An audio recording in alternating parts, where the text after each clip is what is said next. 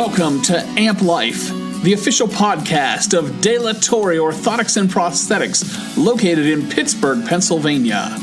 I'm the Brian Moser, the social media advisor for De La Torre, and I also happen to be a below-knee amputee. Let's get into today's episode.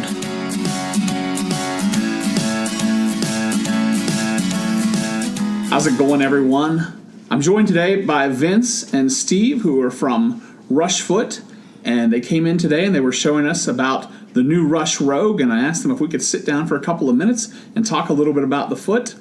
And first thing I'd like to ask, we'll start with Vince. If you would just tell us a little bit about what you do for Rushfoot, and then Steve after him, that'd be great. Sure, thanks. Thanks for having us, Brian. My name is Vince with Rushfoot, and my role as Mid-Atlantic Regional Sales Manager is essentially to meet with practitioners within my region, get them up to speed and educated on this product line, and support them in every way I can. And also, I do have kind of interaction with the amputee community in certain events. Last week, for example, I attended an amputee support group, again, to provide education on our componentry. And so my job in this region is basically just to, get this product line out there, make sure everyone is educated and informed on it, and hopefully get the opportunity to try it. My name's Steve. Thanks, Brian, for the invite this morning. We appreciate it a lot. I'm the VP of Sales for Rushfoot, so I manage the sales team here in the U.S., plus I'm responsible for all our international sales, distributor relationships, and the like. So it's an exciting, fun job that I have. Very good. All right, thanks. So amputees who use social media for any length of time have no doubt heard of the Rush Revolution. However, in the event that someone listening is unfamiliar with the Rushfoot, can you briefly explain why the Rushfoot isn't just another carbon copy? Sure. I think we're a relatively new company. We're in our fifth year now, and I've been in the prosthetic field for about 13 years. Steve's been doing this much, much longer than I have. We won't say how old he is, but Steve actually was a part of the company that came out with the first carbon fiber foot design, and I don't know how long ago was that? That was in the mid-'90s. So the mid-'90s, and so I think if you kind of understand the amount of carbon fiber technology that's out there today, I mean, you're looking at 25, 30 years of different designs in carbon fiber. And so a lot of the technology is good technology. Nothing wrong with the technology. There's a lot of good components out there, but it's kind of, you see a lot of similar design work in these products, and they look very similar to each other, little nuances in design and function, and so it's kind of commoditized the technology a little bit in that regard. And so when we talk about not just another carbon copy, the Rushfoot utilizes fiberglass composite technology and totally deviates from the kind of industry accepted material in these highly active componentry. And so when we talk about not just another carbon copy, we're talking about basically going the opposite direction in materials and using this fiberglass composite, and there are unique benefits to it in the materials versus carbon fiber. So when a person is wearing a Rushfoot, they're out of the carbon fiber material area and into the fiberglass. Can I add something to that? Actually, Sure. What I'd like everybody to know is when we embarked on this project of designing a Rushfoot and bringing out the Rushfoot, there were two unmet needs that we identified in the market. One was we wanted to create a more natural feeling foot for the patient, and two, we wanted to solve the durability issue. So when we talk about not just another carbon fiber or carbon copy, by utilizing this aerospace fiberglass and with our unique design, we've been able to accomplish both. We feel as if we offer a more natural gait, a more natural feeling gait, and plus we've added durability. Both of those are due to a combination of the fiberglass material and unique designs. The material is twice as flexible as carbon fiber, so it allows us some freedom in design to nuance the prosthetic foot in a way that that amputees can really appreciate. We're talking about the Rush Rogue today, and is there a story or a message behind why you chose to call it the Rogue? Yes, absolutely. If you look at the definition of rogue, there's very many definitions, but one of them is not conforming to the established standard. Right. And I would think that if there's one company and one product line that is not conforming to the established standard, which of course in our instance is the 30-year history of carbon fiber being used as a material for prosthetic feet, that it's a very, very appropriate name for our new product. I had to ask that because when I was preparing for this, and I went to the dictionary, I think dictionary.com or Webster's, and I looked up Rogue, and I'm like, some of these aren't so good. So I said there has to be something more. Yeah. So that makes perfect sense. You have to read down the list a Right, little yeah. bit. You don't want Right. to be like villain, scoundrel, but then you end up with not conforming. Right, yeah. to- Right. I did see that. Thanks. That's awesome. But if you look at a lot of the rest of our product line, I know we're kind of targeting and specifically looking at the Rogue foot, but even the culture that we've kind of created amongst our users, the Rush Rebels, the kids that wear our products, the Rush Rascals. We've kind of created this culture of folks who, as Stephen mentioned, just they're kind of deviating from the established standard and wearing these products that is a lot different than a lot of the technology that's just been kind of industry accepted out there. And so we've kind of built a culture of that, and Rogue just fits the culture of our company and those who wear our componentry. Sure. Not the deviant part. Right. Right. The non-conforming part. Right. Well, it's also important to remember, the whole kind of genesis of the Rush foot was to provide the patient increased and more positive outcomes at the end of the day. And so we've always kept the patient as the focus of everything we do. Whether it's designing new products or reaching out social media-wise or whatever. But really what it comes down to is our main primary focus as a company is to provide a more natural gait and better patient outcomes that are available today. So. Absolutely. Awesome. The best just got better. It's obviously more than just a clever marketing phrase.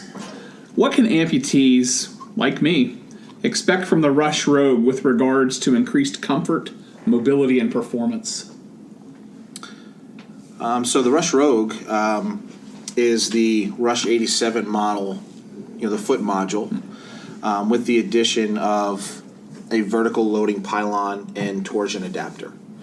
And so, we've had tremendous amount of success over the years, and you can go to your social media, rushfoot.com, and you can see, a lot of the video and content and testimonials that we get. I mean, the Rush 87 has been our flagship foot since that was the original Rush foot.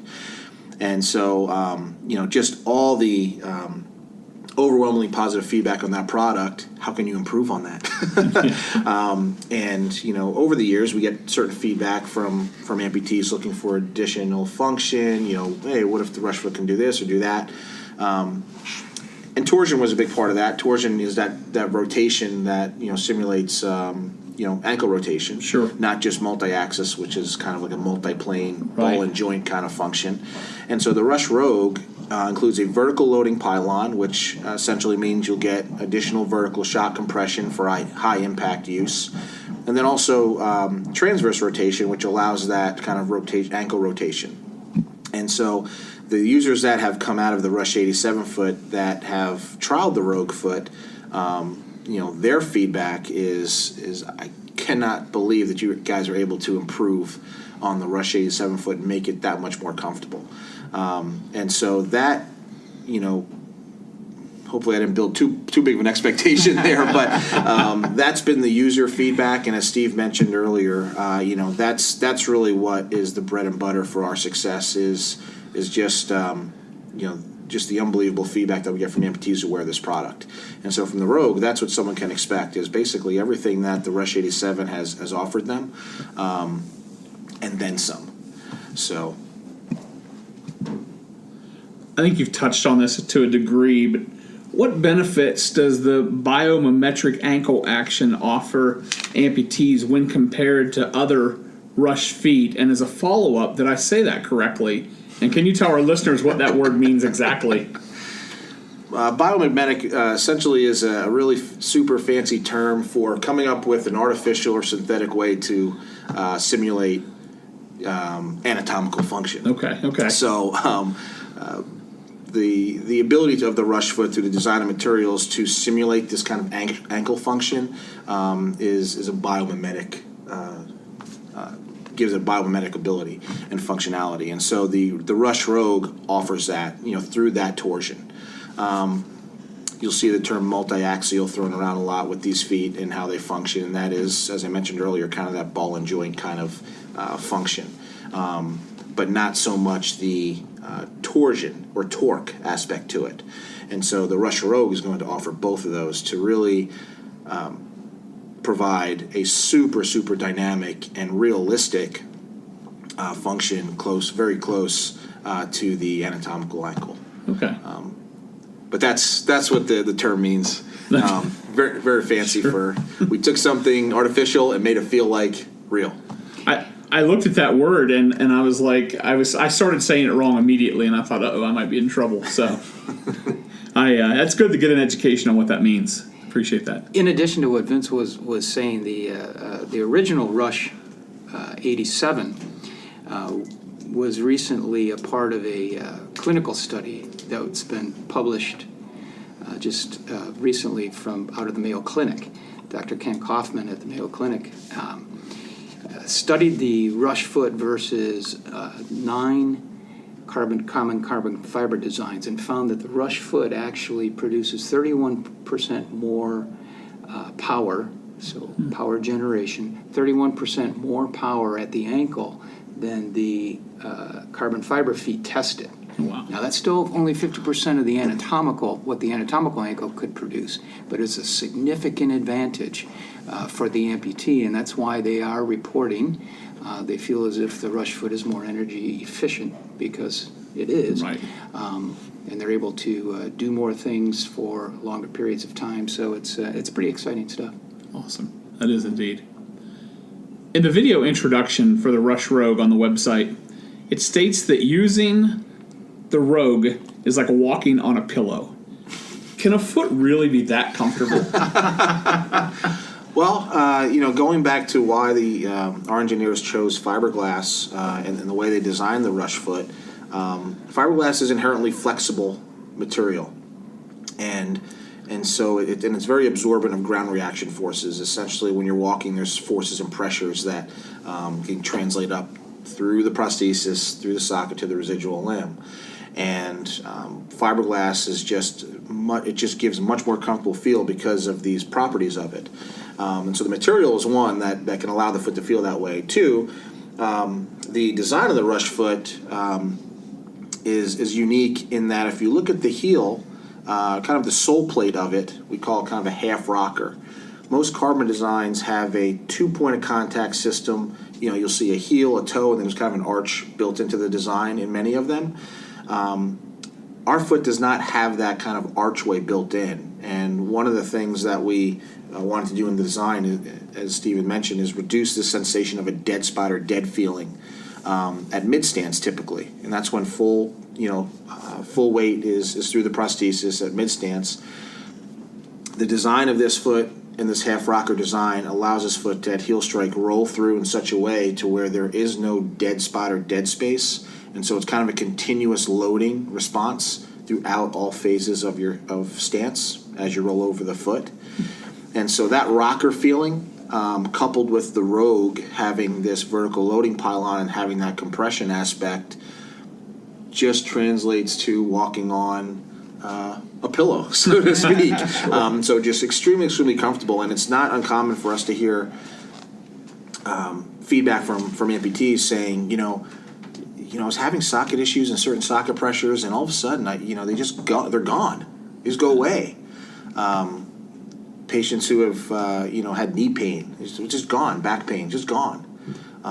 and so this is all kind of anecdotal feedback, but the fiberglass material versus coupled with the design, that half rocker, can make the component feel that comfortable. And the Rogue with like I mentioned, the vertical shock compression, the loading pylon just Nice. exacerbates that feeling, Right. which feels great for the amputee. Sure. Okay. Awesome.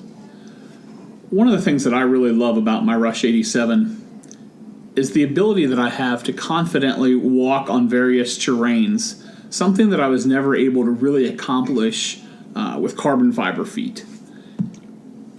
Can amputees expect the same type of ability from the Rogue? Short answer, absolutely. Absolutely. Well, that's one thing about the Rogue is it's an additional or an enhancement to the existing Rush 87. So all the features and benefits that you've come to know and love and appreciate and out of the Rush 87 foot, you get those out of the Rogue just with the addition of additional vertical shock and the ability to rotate. And so, yes, to answer your question. Sure. Before we started recording the podcast today, I had asked you about the waterproof ability of the foot. Would you mind just covering that again? Compared to the 87, I have the 87, which is waterproof. I swim with it. I can expect the same from the Rogue. Is that correct? Yeah, sure. When these products were developed, there were a couple key things involved, and one was the reliability aspect. Yes, functionally, you don't want prosthetic foot to fail or delaminate, but there's other practical areas of reliability, and one is using this product in water. Getting debris is going to get inside the foot cover, whether it's dirt, sand, pebbles, whatever, things like that. And the foot was designed in a way to be very resilient to a lot of those scenarios, but water has been a big thing. And so with the Rogue foot, the vertical loading pylon and torsion adapter is completely waterproofed, including salt water. I think we've had the Rush foot submerged in salt water for over a year, and there was no effect on the materials at all. It's going to be completely functional in the water. The only thing is, if you do get stuff inside the foot shell and the foot cover, you want to try to rinse that off. Rinse that out if you can. But the foot was designed to, if anything gets in there, it's not really going to start kind of eating away the composite or having an adverse effect on the materials in any way. But in regards to water, completely waterproof. Sure. All right, cool. Thanks. Recently, another company marketed a sort of similar looking foot. They compared the Rush foot to the Blackberry and their foot to the iPhone. I hated my Blackberry, absolutely hated my Blackberry. I was constantly butt dialing people, and I hated it. And so when the iPhone became big, I got an iPhone, and I have a love-hate relationship with my iPhone, but compared to the Blackberry, I love my iPhone. Now, my iPhone does everything that it needs to do. The puffery, as I would call it, that this company used, is what led me to trial their foot and to walk in their foot. And I quickly discovered that their foot is not the foot for me. I didn't feel that it lived up to the claims made in the advertising. First reaction when I took a couple of steps on that foot was, what the heck is this? Literal word-for-word reaction. I immediately hated it. A lot of companies make a lot of claims. We see it all the time. Papa John says better pizza, better ingredients. And these companies make claims because they want people to buy whatever they're selling. I don't see these outlandish claims from Rush.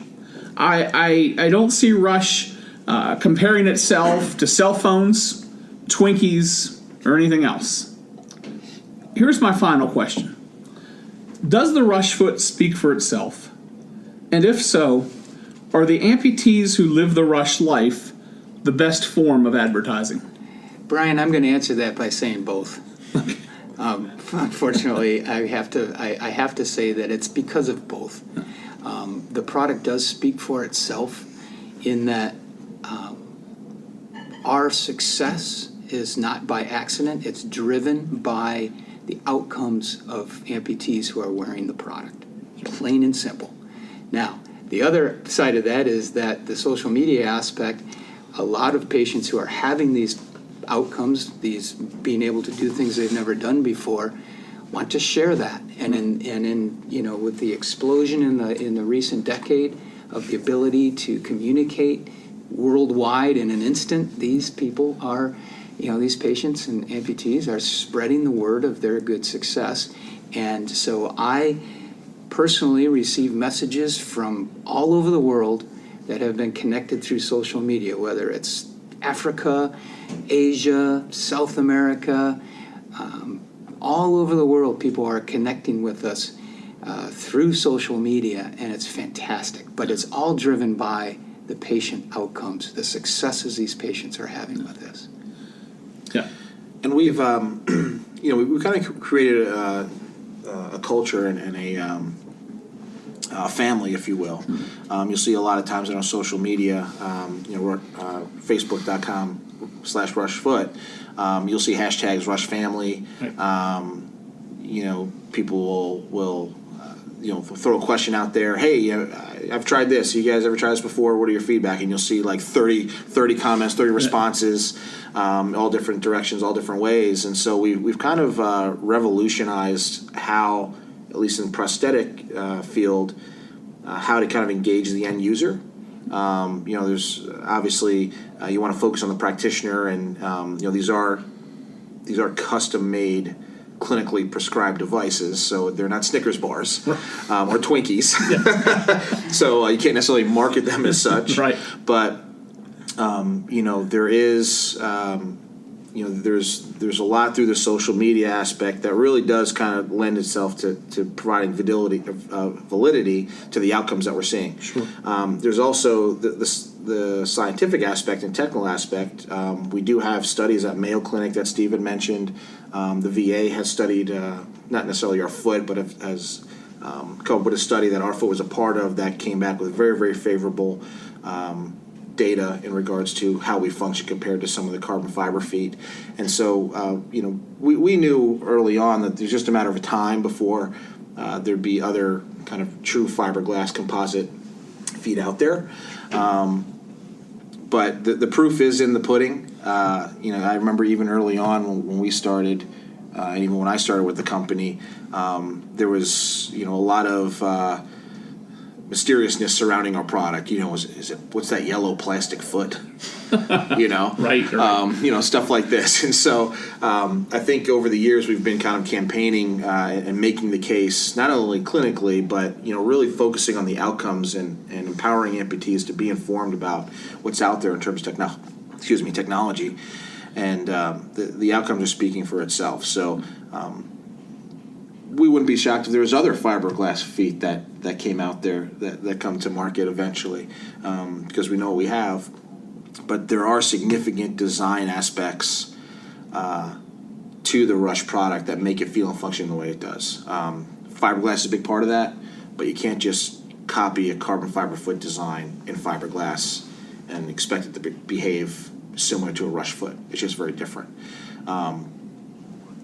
And then for a little comic relief aspect, I'll quote one of our, I don't know if he wants credit for it, but I'll quote one of our leaders who said when another product came out of fiberglass, a banana is yellow too, doesn't make it a Rush foot. Right. So there are design patents with the Rush foot. Sure. that really competitively we can differentiate ourselves from others. Sure, absolutely. I appreciate Vince and Steve, you guys taking the time to talk to me today and inform our listeners about not just about the Rush Rogue, but Rush Foot in general. If you want more information about Rush Foot, visit their website, www.rushfoot.com. You can check them out on Facebook and Twitter at Rushfoot, and on Instagram at Rushfoot Revolution. Guys, thanks for joining me today. It's been fun. Thank you, Brian. Appreciate it. Thanks. You've been listening to Amp Life, the official podcast of Dilatory Orthotics and Prosthetics, located in Pittsburgh, Pennsylvania. If you've enjoyed today's episode, leave us a review on iTunes or give us a like on Facebook. I'm the Brian Moe. I invite you to visit our website, www.dilatoreop.com, or check us out on Facebook, Twitter, and Instagram at DelatorrePRS. Tune in next time for another episode of Amp Life.